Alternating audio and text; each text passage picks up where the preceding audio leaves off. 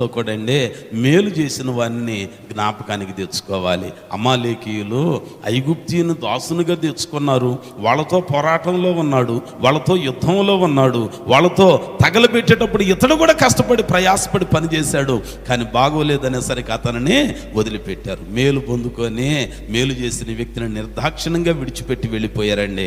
కానీ దావీదు భక్తుని జీవితంలో జ్ఞాపకం చేసుకుంటే పట్టణాన్ని తగలబెట్టి ఈ ఇంటి వాళ్ళందరూ పతనం అవటానికి మూలమైన శత్రు మోకలలో ఒకడై ఉన్న ఆ ఐగుప్తీయుని, అమాలేకీయులకు దాసుడైన ఆ వ్యక్తిని ఈయన ఏం చేస్తున్నాడనంటే కడుపు నిండా భోజనం పెట్టాడు.